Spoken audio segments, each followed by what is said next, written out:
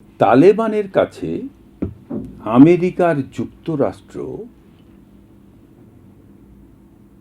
তার স্বৈরতন্ত্রের সহযোগী শক্তিসমূহকে নিয়ে পরাজিত হয়ে পালিয়ে গেল, না তাকে প্রতিষ্ঠিত করল, সাধারণ মানুষ এ বিষয়ে কোনো কিছুই ঠাহর করতে পারে না।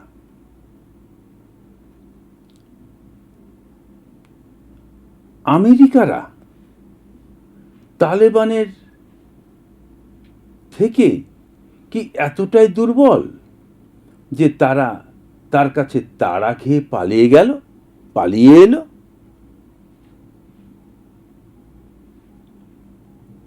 আবার মানুষ এও দেখেছে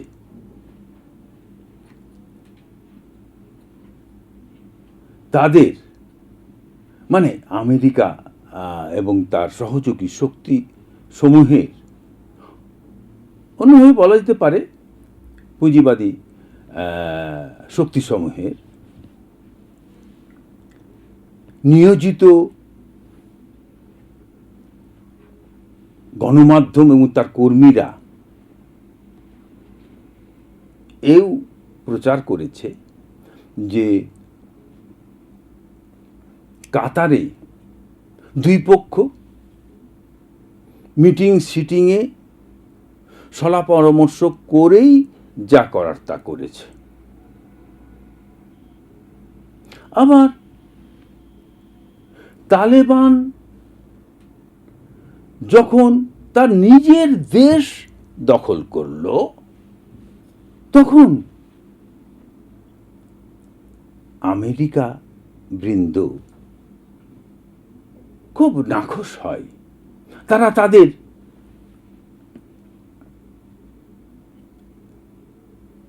পাওনা দাওনা টাকা পয়সা সব জব্দ করে দেয়।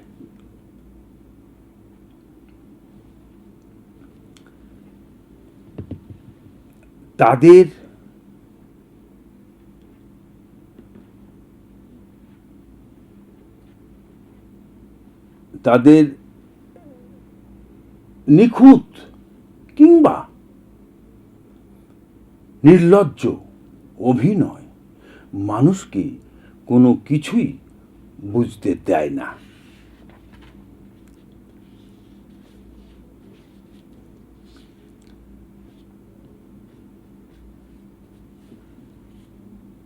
আবার তালেবান ঢুকছে আর আমেরিকা গণের মানুষজন বেরোচ্ছে।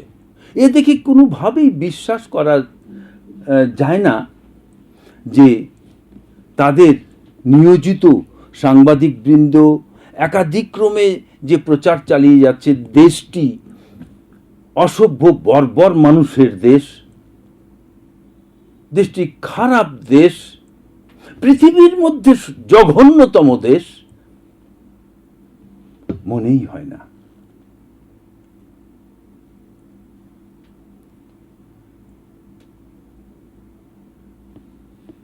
মানুষ, সাধারণ মানুষ যা বোঝা যায় না, যা সহজে বোঝা যায় না, তা বোঝার জন্য খুব ধৈর্য সহকারে, মনোযোগ সহকারে